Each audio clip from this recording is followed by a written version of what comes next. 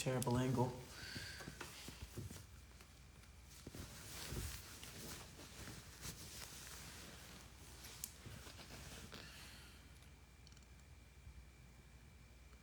Hey, Vatlet. Did y'all know that the first rap song I ever learned the words to was Passing Me By?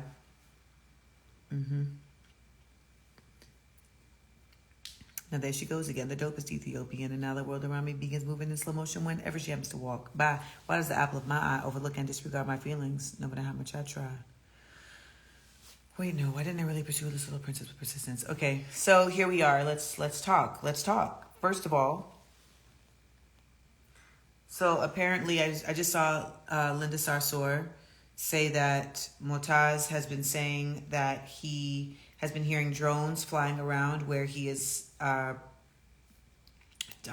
taking shelter, and that he's getting unidentifiable calls to his phone. And, she asked for there to be collective prayer. We know that Israel has been targeting journalists. I know so many of us wake up every day and the first thing we do is check on the journalists that we follow who have just so tirelessly been sharing the horrifying experience that they are being put through.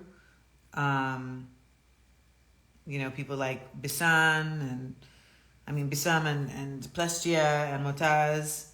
And so I ask that you center that tonight in your prayers, whoever you pray to. If you don't pray, ride a vibe, send a vibe out. I really do believe that, collective energy is real, and that collective prayer is real, and that it can shift things. It can shift energy. But I also wanted to open this space up for anybody who's on here lurking that, wants to have like a real conversation around what is considered anti-Semitism. You see, so many other people have entered the chat now, right? Like the world has entered the chat. For a long time, the world was kept out of the knowledge around what was going on in Palestine. And so there was a lot of misinformation and disinformation that was making its way to effectively silence any furthering of that conversation. But that has no longer been the case. As we are here now, there are people, many of us, who are like, no, we here now. Like we've been researching, like we want to be in this, and we are committed to like seeing this get through. Now, let me also say there's a whole other conversation I need to have with y'all around what is happening in America and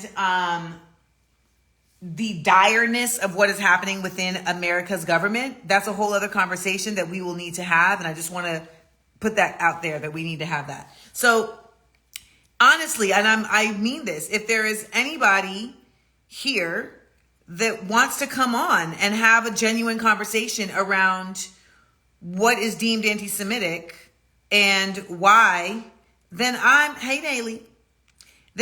here for it. I'm here for it. I'm here for the combo. So if you want to have that combo, make yourself known in the chat, and then add like a, request to join type situation. And, what do you mean? And what about Hollywood? I'm not sure. What do you mean?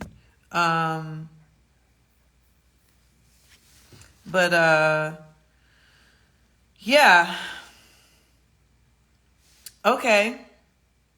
Mystic Bodywork is here for the combo. All right. I'm gonna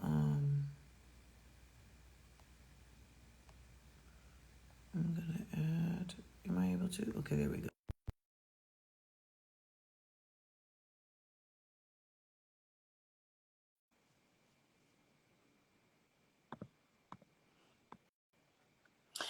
Now I know what is being deemed anti-Semitic, and I know why.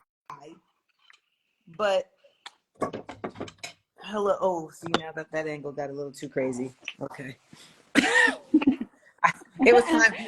It was fine when it was just me, but I was like, whoo, hoo, hoo. No, we can't have that. Okay. Ooh, hello, Amanda Seals. Hi.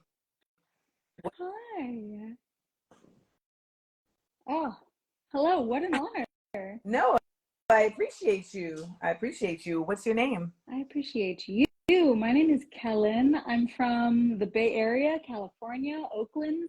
Oh, Um, right? okay, yay area, Oakland. I was just in Oakland. Woo! I was. Here. Here. She hit out with a yay.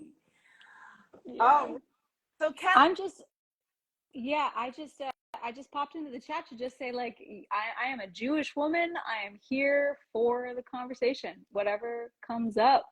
Well, Yeah. I think that the thing is that there's a lot of throwing out of that's anti-Semitic, that's anti-Semitic, that's Yeah. anti-Semitic, Yeah. and Yeah. I feel like I am able to identify like when I think that's just Zionist like um, projection, right? But I am genuinely open to hearing about like, well, when is it not? And I think that it would be Yeah. great. I mean, I know what that is, but I think it would be great to just clarify for folks because Mm. I always think that the best effort of like challenging these systems of oppression is to not mimic Mm-hmm. them. Yes. Yes. To disrupt them. Absolutely. So, what in your experience, in your opinion, in your definition as a Jewish woman is qualified as legit anti-Semitism as it relates to Jewish people? Wow. I've got to say, I'm from a mixed family. Part of my family, half of it is Jewish. The other half is like purebred American Florida Oh man. wow! Like, As a Floridian, yeah, that as is a Oh, you're from Florida? yes. Really? I grew. Oh, dang. I'm from LA, but I grew up from 8 to 18 in Orlando. I did not know that. Wow. Okay, yeah, my mom's family is from Vero Beach. Okay, So, yeah, yeah, that's real sad. My dad's side's from my got my it. dad's side's from LA, so that's a whole other type of Jewish experience. But so I've gotten anti-Semitism comments even from my own family, like people who don't have access to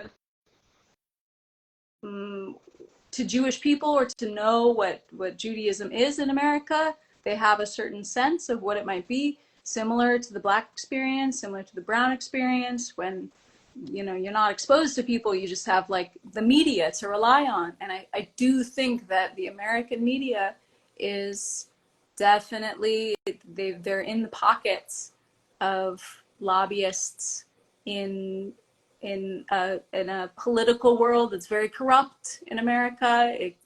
Anti-Semitism can be used against the people, against us. Absolutely. So yeah, I really appreciate the conversation that you're trying to start, and I really appreciate what your message is and what you're trying to do. But define it for us because Mm, people do not really know. I'm like, I mean, I can tell you like what I consider to be anti-Semitism. mm, yeah. I consider anti-Semitism to be uh, basically qualifying someone in a negative way based on their ethnic or religious Judaism. Yeah. That's Yeah. it. Yeah. Yeah. You're like Yeah. your insult because you're Jewish. That's anti-Semitism. Yeah, like anytime you stereotype, anytime you generalize, anytime there's just one blanket statement, um, anytime you use that belief system against anybody else, yeah, that's anti-Semitism. Now here's the tricky part. In the context, right, of what's going on now in Israel and Palestine, in the context of how the Israeli government has conflated Zionism and Judaism, right? Because they've been very tricksy about doing that. There is a, for a lot of people, there's a kind of question about like, well, is this Jewish person Zionist? Right. And wanting clarification of that to like know who I'm dealing with. The same way like with white people, I'm like, where are you at with this? Right? Yeah. And even for my own people, with Black people, I'm like, where are you at with XYZ? And so I was told recently that me feeling like I want the Jewish people in my life to like clarify for me whether they have Zionist beliefs or not, that was anti-Semitic. I wouldn't agree with that. I don't think it's, your curiosity is not necessarily anti-Semitic at all. That's not how I feel as a Jew at all. I think it's just like, there are a lot of people right now like searching for any kind of like ground to stand on, and there are even people within my own family who are Jewish, who are Americans, who are Zionists, who do believe that Israel is like a power to be reckoned with, that cannot be questioned. And me personally, I do not believe that. I believe that Israel is a failed colonial state. It's a project that has been put on by the world stage, including the UN and America, to secure resource interests, to secure a colonialist mindset. And we've seen that, right, with Biden's recent announcement that he's going to reorganize and rebuild in Palestine based on the natural oil gas fields that are offshore of Palestine. It's become really transparent with social media and the ability for the people to be reporting that this is not about religion. This is about economics. This is about geopolitical power. Right. So I appreciate that nuance in the conversation. Well, yeah. I mean, I also like if we identify that Zionism is a political belief, right? It's not a religion. It's a political belief. Yeah. Yes. Listen. Yeah. It can be used as that. Yeah. I feel like I may not think it's okay to discriminate against people by their ethnicity or their race, but I will absolutely discriminate against you by your political beliefs. And when I say discriminate, right, I mean keep myself safe. That's what I mean. Sure. Because if your political belief includes my harm, then I need to know that. I feel like that's just like, and so but because of the conflation, it is seen as like, oh, well, and I guess the other tricksy part of it is that like, I think that I have had to learn that Zionism, as it exists as a political ideology, is not solely couched in like Jewish people. Like there, like you just said, like there could be, I mean, Christian Zionism is its own thing, which is a whole other live. Yeah. Yeah. That's a whole other, but I think like, when you see like video of Biden a few years back being like, I'm a Zionist, you're like, oh, okay. So yeah, I think that there's nuance that happens. Like someone told me I was Zionist today because they were like, you're not censoring Jewish people who are also experiencing pain right now. They said that you're dismissing. They were like, you're ignoring. That's what they said. You're ignoring Jewish people who are also experiencing pain right now. And I said, well, there's a difference between ignoring and just not censoring. Yeah. Like I just That's not that's not really, there's an extreme situation happening right now that has a lot of actual people being harmed, not just in their feelings, but like in their actual like existence, Their family members being taken from them, like the physical harm. Yes. emotional, etc. So Yeah. and this is the first time that the world is watching Palestine. I mean, the world. You know, like I've been following Palestine, but I also knew that it was kind of a niche, you know, conversation by nature, and that's by design. That was by design. Yeah. Yeah. So, but people in the chat were like, "Is she Zionist?" I'm like, she's from Oakland." No, she's not. Yeah. No. If Yeah. Like what? Like if you said you were from San Francisco, like I would have had a lot more like respect. But talk about nuance. Yeah. coming on here saying, "Gee," I'm like, no, this is not. I appreciate that. Yeah, I've got some skin in the game. I've got family members in Israel. I don't know. I don't know. Please enlighten me. Do you have family in the region? Do you have friends out there? My stepmother is Palestinian, and so my brothers and sisters are Afro-Palestinian, and so they have family members in the region. Okay, that helps me understand. Thank you. You understand what? Just like where you're coming from. I would be coming from this if I didn't know anybody there. Okay. I would be coming from this. Because ultimately, just as a like Black person of the world, and as an empath, and as an academic, and just like a person who was absolutely here before, I feel like we are you know, witnesses to like continued practices of like we're like you said, like Israel is a failed colonialist state. Like part of me feels like when we see these types of things, it's a failed human state. Like it's like we're here like having a human experience, and we don't even know why we're here, but we're here having a human experience. And like so often I feel like we just see that go to shit, and then there's like a kind of like a I won't even say revitalizing, but there's kind of, it's like it's just cycles, and you just wonder like how many cycles before we get it like somewhat right.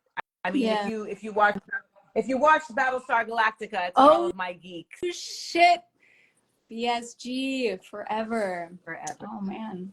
You know, there's like a Cylon thing happening, and I definitely feel like I feel like there's a lot of people who like didn't know they were Cylons, and now are waking and now are like, oh wait, you know, like I feel like I'm literally watching people that I didn't know were Cylons be like, yeah, I'm a Cylon, you didn't know, but there's Zionists. Damn. Wow, what a great analogy. Yes. Okay. Oh, I have a whole Star Wars analogy for this as well. Like I feel, and I'm going to make a video about this because sometimes people just need things stated a certain way. When we see folks, you know, who are Jewish, who are connecting, basically like who are like, you know, our people went through a Holocaust, like our people experienced like a genocide, etc.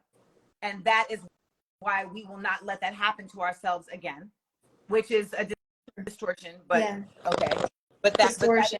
Yeah, that's a good way of putting it. Yeah, it really happened, but it is a distortion. It's used as a tool, as a weapon in this case, because the Israelis are not in the victim stance in this case. You know, like Israel is in a far more advanced political, economic position than Palestine. Palestine needs our help right now, and I say that as an American Jew, not Israel. I mean, Israel's gotten plenty of help. They got plenty of help. They got plenty of help. Billions. But when I see that said, you know, I've seen a lot of people say, well, what we're watching is like how hurt people hurt people. That's what we're watching. We're watching how hurt people hurt people. And I'm like, okay, but that's not the whole, I don't think that's the whole part of the equation, because I think that, yes, there's trauma within the people who are descendants of the Holocaust. However, the maniacalness of it is that the creators of the Zionist movement of this era, so the 40s and on, like they knew that, and they wielded it.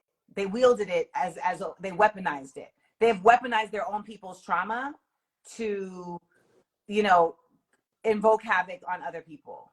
And that is what Senator Palpatine did with Anakin Skywalker. Palpatine. All right. Yeah. I accept that assertion. Absolutely. I think there is a kind of like weaponization of the grief of the Jewish people. And it's not just Israel is a lone state. Israel is being used as a pawn in a much larger geopolitical game, in my opinion. Yes, we assume that. Yeah, it's like duh, but yeah, I do think it is being weaponized, like our Jewish people's grief. But I'm also Amanda, I'm so enjoying our conversation, but I'm also noticing some people in the chat who've said that they are Palestinians who want to voice their opinions. I don't know if you're seeing this on your end, but I'm also curious about the Palestinian opinion and perspective. I didn't see that. I had like the chat closed. Is there anybody on here who's Palestinian American? Did you just take over my life? I'm just reading right as it comes up. The white womaning right now. I'm like, am I? Oh shit! I'm trying to like amplify the voices. I know how to run a live. Okay. I know how to run a live. I specifically came on here to talk to a Jewish person. I amplify all day long. But right. I'm here for it.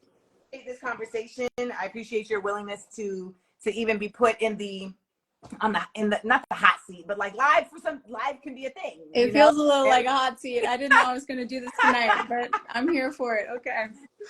So thank you so much, and yeah, thank you.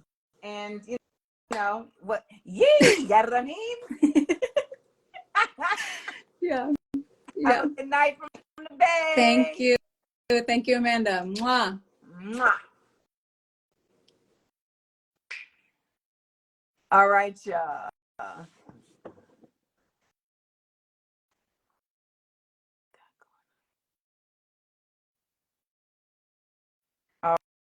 All right.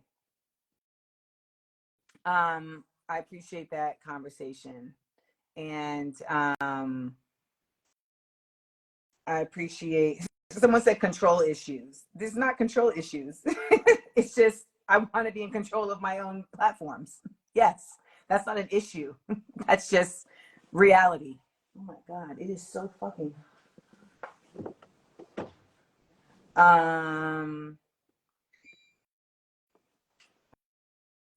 All right. Let's see who else is on here. Who would like to come on the live? Now, you know what's interesting though is that like I get people that will come into my DMs, you know, will come on my comments and will absolutely like, you know, just be very you know, very attacking, and then they never really they're never willing to come on and actually have like the real conversation. And I think that's very telling. That's very telling. But someone said, can we join for fun? I will, but I'm too high now. Wild. Yes, Angelica, they brave in my inbox. Ain't they? And so, you know, but I really feel like every day I just wake up trying to kind of figure out how to do the best that I can with like my platforms and stuff, right? And I'm really genuinely concerned of what is happening on the other side of 2024, and just where it's going and how it's going to get there. But you know, there's just a real. I want y'all to really live it up for the end of this year. I want y'all to really live it up for the end of this year. Like, do your holidays, do all of that, because we don't have time for play next year. We don't got no time for play next year. So have a good ass motherfucking time right now. Let the end of 2023 be that. Side note, there's like 2 podcasts within my heart that I just really want to like do, but I don't want to do them like all the time. But like when they're like, first of all, I want to do a podcast. I'm not going to say the title because the title is flames and I don't want anybody to steal it. But I do want to do a podcast that just addresses like political shit. And I don't even know how like intense I want the podcast to be. Like if it's just like I want to have this like a 20-minute conversation about like some very clear thing, but I really want to do that. And I'm just trying to figure out like how do I do it in a way that's consistent and that doesn't like drain the shit out of me. Now the other part of it, which is like that's something I feel like I want to do for the people, right? That's what I want to do for the people. The other thing that I really want to do, y'all, is I really want to do a podcast where I just tell stories about these fucking ridiculous scenario conversations I have with men. And sometimes it's romantic and sometimes it's not. Like, y'all, like sometimes I have conversations with men and no, they're not just cisgendered heterosexual men, but just the interaction with people who ascribe to I am a man. I'd be like, I don't really know. Yes, I would need a producer, Zena. I would need a producer. Like that is something I really would like to do. I would really like to do that. I feel like it would be very can I do both in one? Would y'all listen to that? Would y'all listen to a podcast that's like half political and half political? Like half politics and half penis? Like, would y'all listen to that podcast? Let me know. Because maybe that's what I want to do. Maybe that's what I want to do. Because I feel like that's like those are the 2 things that I'd be like, I want to talk about. Like, those are the 2 things. Okay, so Enzo said no. They don't want that. They don't want that. Luxury Deluxe said yes, she want that. I don't even know if it's she, sorry. Luxury Deluxe said they want that. All right, so there's a lot of yeses in here. Shalant said, as a man, absolutely. Okay, you know what? Maybe I'll do like a test episode and put it to my Patreon and see what that looks like. Did someone just say that is the title? Penis and Politics?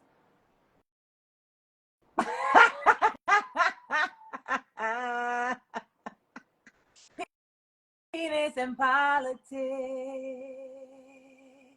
Yeah.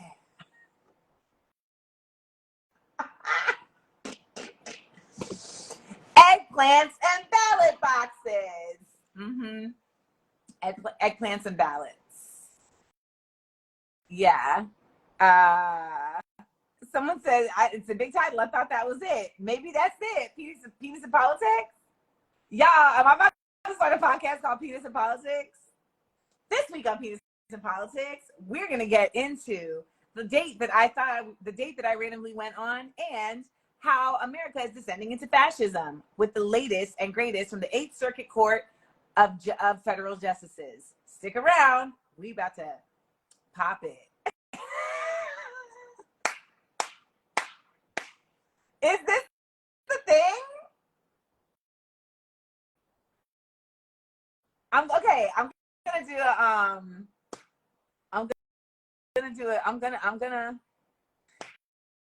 gonna do a test up and post it to my Patreon. I'm gonna do a test up and post it to Patreon. Penis in politics. Thriving underscore creator said I'd listen. Yeah. This is work in progress. But okay, see, Amina, why that sounded interesting? You felt it sounded interesting, right? Like what they talking about on there? Politics and pricks? Okay, but okay. But prick, ooh, polypene, yo.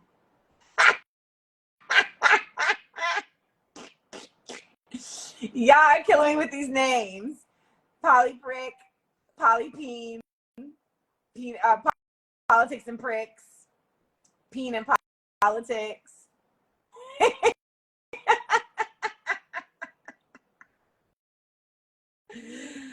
Ooh, child. Politics and pricks is hitting though. You know what though? But like when I say pricks, I that's a diss. But a prick is also a euphemism for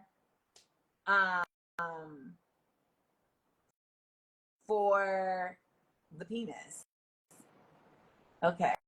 I don't know, y'all giving some good names, but I think at the end of the day, penis in politics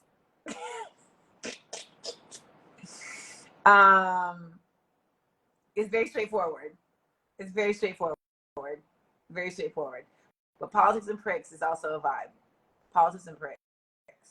Because honestly, like most of the time, I feel like the conversation, no, I wouldn't say that would have to be negative. Politics and pricks. I don't know. I got to think about it. Someone asked me what would the sound, come on, the soundtrack be. No, we do call it prick, but we don't call it, we call people pricks. We'll be like, oh, you're a prick. But we don't call like sex, like, oh, we don't call like somebody like, yeah, we don't call like sex prick. Like we wouldn't say like, oh, I got pricked. You know what I'm saying? Yeah, we wouldn't. But maybe that's a British thing. Yeah, like she got pricked or something like that. Someone said dick and democracy. You all are hilarious. Dick and democracy is a good one though. It's a good one. I think I'm gonna call it politics and pricks. Just know that I do not owe you anything for that. You put it here in the chat.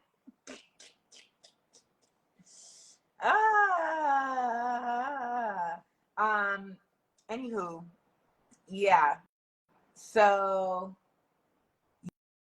you're so right, Colin. You're so right. Do the politics part first, that people have to like stick around for the fun part. I've got some really good like show content ideas. I just don't have enough time to do all of them. But I try and come up with stuff that I know that I will stay interested in, and that I know that I will have like a never ending flow of content for. Right. And that's how like Small Doses podcast has managed to last for 6 years. 6 years, y'all. 6 years. It's managed to last because y'all like listen and support. So if you haven't heard my podcast, Small Doses, go out there and get it. Someone said I should cover more celebrity drama. Everyone's doing that, and I'm just not interested. No, I didn't speak on the ceasefire. I mean, listen, the ceasefire it's positive. I mean, in that like there's an opportunity for there to be some relief for these people who are just continuously being given an onslaught. And there's supposed to be like 300 aid trucks coming in from Egypt. They're saying that they don't know if they're going to be able to start the ceasefire until Thursday. I don't know about y'all, but I thought like once we decide on a ceasefire, we cease fire. And they're like, no, we still have to do like contract negotiations, etc. And I'm just like, they're people, like they're actual people, like they're actual human fucking beings that are literally in the most dire of straits, and y'all are doing contract negotiations. That's what Netanyahu said. So we'll see. I just no, it doesn't mean now. I just read Netanyahu, and I just read that they said that they're not sure when the ceasefire will start. They're saying they hope that it can start as early as Thursday.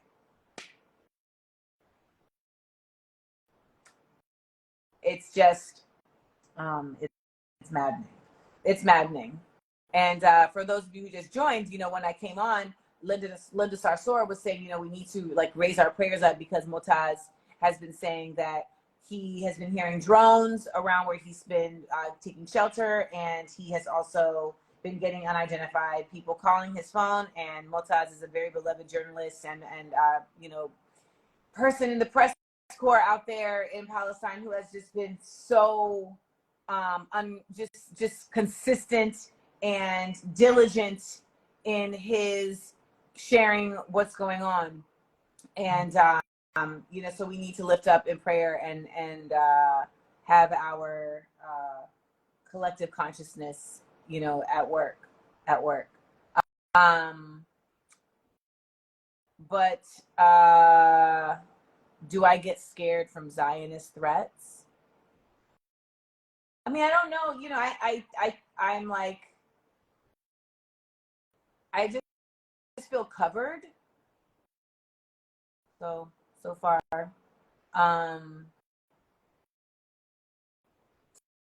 So if anyone has any questions, I'm gonna answer some of them, and then I'm gonna go to sleep. Oh, this person wanted to speak. Let's see.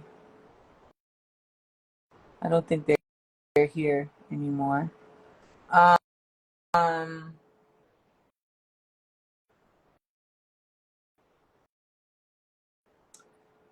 But yeah.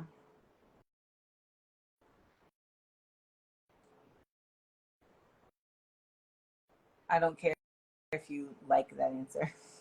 Where do y'all get this? Where do y'all get all this gall and audacity? Where does it come from? I'm always like just shocked. Like I feel like I don't have that for people that I don't know. Oh God. And hey Odessa. And what else? I don't know what else to talk about. What else is there to talk about? I saw what do I think about people in the industry not speaking up? I think it's less about just like genuine, like random people speaking up, because I feel like there's just a lot of actors that just they don't talk about anything.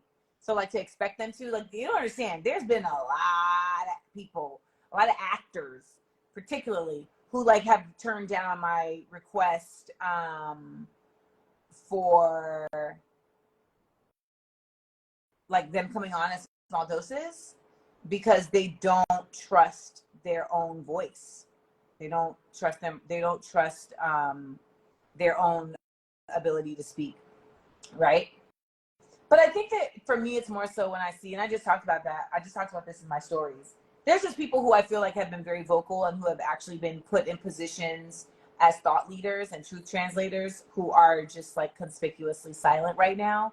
And that for me is odd. Like people who really had like platforms based on speaking. They had platforms based on what's the word I'm looking for? Decoding politics, decoding policy, global, what's the word? I don't know why I don't have words right now, but like those people who I feel like their literal like fame came from them being in those positions. Those people being silent right now is very conspicuous to me because it makes me wonder why are they, well, why were they talking before but not now? Was it only because they were in a professional setting? I don't know. For me, I guess it just feels like it's not, I end up in professional spaces doing this because I do this in like because that's how I exist. So it's not like the reverse. So that's odd to me. You know, I don't know like what are people's reasons, but that's odd to me. Um, and you know, I think that there's this really kind of there's a general fear that people have. And yeah, Susan Sarandon got dropped by UTA. Um, man, you know. But see, okay, so for instance, like Oprah, y'all are like, well, what about Oprah? But like Oprah don't talk about nothing. Like Oprah, that's like so that's not odd to me. Um,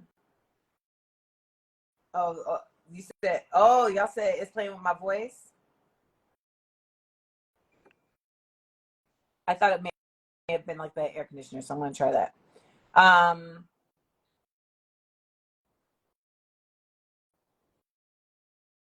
I do believe that there are celebrities who are absolutely doing things behind the scenes. I just feel like, I don't know. I just feel like we're in an era where I guess if you feel like if you speak up, then it's going to prevent you from being able to do help behind the scenes. You know, I guess there's the validity to that. Yeah. Um, but I don't know. So that's my thoughts on that. Um, Someone said name one. I mean, that's the whole point of behind the scenes is that you don't know. You don't know. What do you mean? Thank God for the View. The View ain't spoke up on shit. What? The View let Hillary Clinton sit up on there and talk out the side of her fucking neck and just lie, just lie.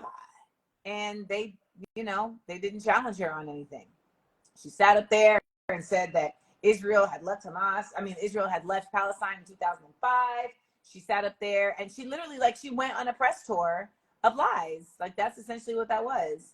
And it's really just, it's a scary time to know that unequivocally these people are like actual bad people and they're in power. I think Sunny wants to speak too, but I think she's outnumbered. Um, but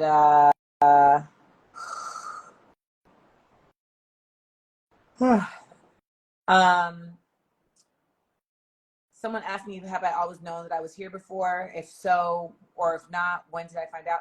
I feel like I realized I was here before when I was like 7, because I just felt like I always, I don't know, I was like, none of this shit seems new to me. And I would look at adults and just be so irritated with adults because I was so like, you're not smart. And it was like, if all of y'all ain't smart, then it must be me. Um, so there was that. And yeah. So I hear someone here is like, so you're not adding anyone else to the live? Jesus Christ. Sometimes I just don't feel like talking no more to like actual people. Can I be on my cancer shit? God damn. Fuck. Do you constantly have to talk to strangers? Is that something that you're constantly doing? Like having really engaged conversations with strangers? Are you doing that on a regular basis? It's not easy. Are you doing that on a regular basis in front of thousands or hundreds of people? No, it's not easy. Okay. Um, what else is there to say? Someone said, what's your next project? Trying to stop America from becoming a fascist nation. That's my next project. That's my next project. Um,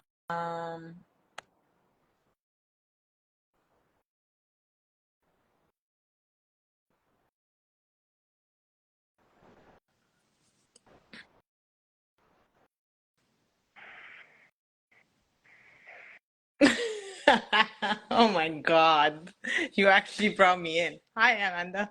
Hello. Is it because of that guy? He asked you to bring someone in, so you were like, No, I like went and looked. And I was like, "You're coming." oh, I'm your new producer. We talked about it. Oh, you're This is my interview. This is the best. Wow, Oh my that was goodness. purely by accident. That, That was purely, yeah. that was We're, separate. we're doing a lot with the hair right now. We're doing I a know, I lot. know. We make a great team. Look at that. We're doing a lot. Balance and all. Well, first of all, Good. this is a great opportunity actually to tell you thank you so much for all that you've been doing and using your voice for the Palestinian cause as a Palestinian Jordanian living in America. I'm just telling you, I was like speaking to Mark Short like a little while ago, and I was telling him like it's so hard since this war started, and we're here in the US as some like some states like the state I live in, there's not a huge community for like Middle Easterns and Palestinians.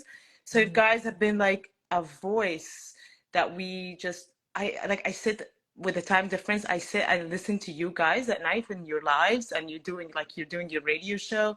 You're bringing up Palestine. So it's like a virtual community of a lot of people that like you don't know, you didn't meet, but you're so connected with more than the ones that you're actually like going to work with, and more than the people that you're surrounded with, or like your neighbors and where you're living. So really, really thank you so much for doing that. It's been a very tough 46 days for all of us, I know, but you've been a great voice and a great supporter in this. Thank you. No, it is always an honor to hear that Palestinian people feel lifted up by just talking about what is actually happening and trying to also I'm trying to also just speak to the hearts of Americans and folks out, just non-Palestinian people on how they can, because let me say this, the Palestinian cause is a portal into a global, Many more. yeah, 100%. yeah. And I think for a lot of people, like they need to, it's almost like we live in a seeing is believing type of environment at this point. Like, there used to be more of a spiritual sense about people, like where you don't need to see every little thing. You can believe it. You can imagine it. Like even Greek theater was like, we're going to put this behind a curtain, but you know what happened over there. Yeah. But now, people, because of this internet and reality TV, people are like, Pixar didn't happen. And so I think, on just like on a very basic level, like when we see folks in Palestine being able to, I saw someone say, they said, we're watching another Holocaust, and Frank has Instagram. And I was like, That's mind blowing. Like honestly, okay, so I have like maybe 20, 30 journalist friends. I've worked in media before in the Middle East. So I have 20, 30 journalist friends in Gaza right now. I speak to them daily. It's super hard every single day. I think I've said that so many times on my stories. Like, I mean, like every single day around this time with the time difference, we have like 10 hours time difference. So you send them good morning. Like, it's just like you're waiting for them to tell you that they're alive, right? Like, they'd be like, I'm still alive. Everyone literally right now is sick. Everyone's sick. They have the flu, they've lost weight. Everyone has been struggling so much. But when the beginning of this, when we were like trying to boost some content and we're trying to take their content and like sharing it and talking to each other and connecting with a lot of people here in the US that have supported this cause a lot and have used this content to educate people. In the beginning, when people were making a lot of things, they kept using the word imagine living under siege for 16 years. Imagine not having access to electricity except for 4 hours a day. Imagine there's a drone like buzzing on top. So I was like, for part of me was like, I want you guys to stop talking about like using imagination, because this is not this is real. This is not a movie where I'm trying to get you into like a space where like use your yeah, imagination. yeah, yeah. Yeah, like this is so real for these people. Like this is their actual life, like on daily basis. So for us to keep imagining it, it's just like making sense of it to make it more okay. You know what I mean? Like, oh, it's not real. Like it's like like it's not out, it's out of this world. And I think being making it so much out of this world, and making, and the situation is so bad, have actually, is one of the main reasons why it has gone for that long. It's been like 75 years, or it's been this aggressive, and why nobody ever like held any government for any for consequences for any actions. So it's kind of like, it just fascinates me how people, I honestly, when I'm speaking, I speak a lot to Americans about this, and in my conversations with them, I'm like, I am so sorry that I assumed that you might actually know that there's an actual wall. Like when we say under siege, they're like what kind of siege? I'm like remember the Trump wall? Like similar. Like, you know, you have to try. You want to try. You start making things just to make sense to people. But you've been doing, honestly, is just been helping even guide us. Like I would say, as a huge, like I've worked my whole life on empowering women. I've been empowered by you and the way you present your content, just to be able to be like, this is a way to speak to more Americans, or to a different audience, or to actually reach out. And you gave me a lot of confidence, like this is how people are interacting. So thank you so much for that. I know you have I read so much about you. I know you have a huge career, and you've been doing this with a lot of people, women, youth, like a lot of people in America. But what you've been doing right now, and a few other names that we don't have to bring up right now, but like a few other people, you guys have been remaking history. Like this is part of you have there's a wake up call to everyone, and you led those voices and you woke a whole nation up, and that is just huge. That's not something easy to do, and we were able to do it from our platforms and from the screens and our phones, just like across the world, but it happened. So thank you, seriously, Amanda. No, I honestly thank you. I mean, I really genuinely it's just been kind of trippy to just see how these phones are such an active element in the collective consciousness being able to happen for the first time, in a very real way. Yeah. So when you tell me it's a new part of history, I'm like, oh, this whole shit is a new part of history, because 100%. even as somebody who's been on social media for a long time and kind of just accidentally stumbled into having my own kind of influencer-ness, that wasn't my intention.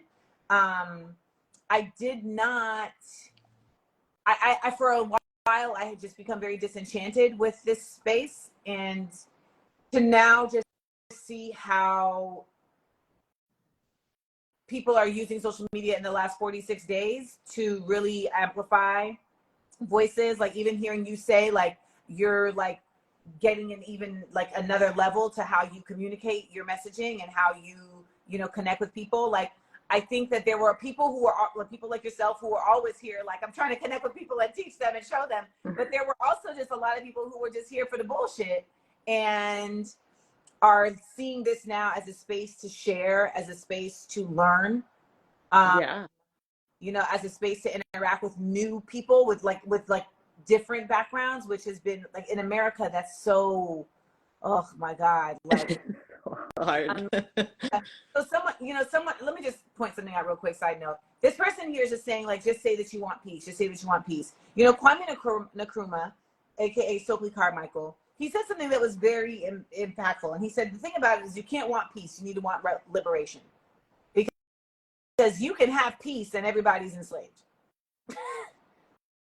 That's, you can have apartheid, you can have oppression, you can have all of that and peace at the same time. However, if that's all you're asking for, then you're not really asking for the thing that we really need. And liberation is not simply peace from violence. Liberation is inner peace. People being able to have inner peace because they are free and living with dignity. Yes, and self-actualize. Exactly. And I feel like a lot of people can just relate to it, and I feel like it's just I'm being unable to relate to the fact that what living with dignity might mean to a lot of us. We just you don't. I've lived in the Middle East. I lived in Jordan for 24 years. My first 24 years of my life, because I was born there. My father was a Palestinian refugee. He was displaced when he was 7 from Jerusalem. And like as many other Palestinians, we are part of 15 million displaced Palestinians around the world right now. You know, Wow. there's like 9 million registered with the UN, and there's the ones that didn't. Like, so it sums up almost to 15 million displaced Palestinians. The ones inside Palestine, I would say in the West Bank, the illegally occupied West Bank, and inside Jerusalem, and like all the other, like inside the Israeli territories as well. Those inside the Israeli state, those are not even allowed to speak up. But there's 15 million, like they're not allowed. There's like, you actually go to jail, and there's like around like Laws. thousands of people that have been like in prison just for sharing a post or like saying something on WhatsApp or whatever, like something stupid like that. But like, so it's like everyone else needs to speak on their behalf because they are not allowed to. So they're just watching us, and they can't even interact with your post. And if you post something and they're like, they can't watch it because they're not allowed to consume any of this content.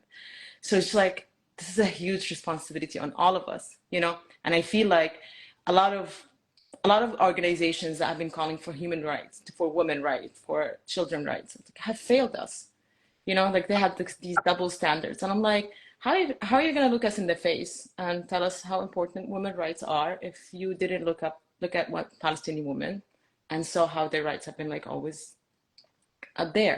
Instead, like people just go on and start attacking. It's like start attacking you. And I was talking about it the other day. It's like a chilling effect. Everyone's always been afraid to speak about Israel because as soon as you say something, they will just attack you with like, you're anti-Semitic. Right away. It's just like they throw it your way, and you're like, you spend your time instead of trying to actually communicate your thought or or the information, you're just trying to prove something to them. You're like, I'm so sorry. Like you spend the whole time with your humanity being like cross-examined, and you want to just prove that you're innocent. You didn't mean anything by whatever you're trying to say, and you lose your point. But like, I feel like that all collapsed. Like right now, if someone asks me if like, this is the first time. I mean, my stepmother is Palestinian, and so my sister, you know, she's very ardent about Palestinian freedom and liberation. And she was like, you know, this is the first time where I don't feel I have to whisper that I'm Palestinian. You know, which is something that I didn't even know that she was living with that. And for those of you, by the way, if you want to hear a dope episode of my podcast, Side Effects of Palestine, my sister was on, and she really gives a great kind of 101 for y'all. But I feel like there's also honestly, Zena, like there's just like a lot of people who are kind of just like, fuck it. yeah. Because there's still a suppression, you know, machine at work, but then some of us are just like, whatever, like this, we can't like subscribe to this, like we just can't ascribe to this, like this is just crazy. And so there's a lot of, and the more people that do that, you know, then the more challenging it becomes to keep up this Zionist rhetoric, right? This framework. And so this is the first time that it's starting to look, at least on the marketing side of things, a little rickety, right? Yes. I've never seen people just challenging. Like I've never seen people, you know, even myself, like, you know, at this point when people say, you know, you're anti-Semitic, I'm like, cut it out. Like, yeah, you can't use that card anymore on me when I'm just speaking the truth. Unless like again, like that doesn't mean like anybody needs to be like, we're not denying that there's anti-Semitism or like Islamophobia or like all these things. That's like, there's no denial of all these real things, but at the same time, not every time someone opens their mouth with the truth, you just have to make, if it doesn't make like, it doesn't align with yours, then it doesn't make you comfortable, then let's just make it like you've been attacked. You're not a victim right now. Like, calm down. Like someone in the comments just said, you know, Israel is made up of Jewish people that had to escape, and that's just simply untrue. You know, that's not true.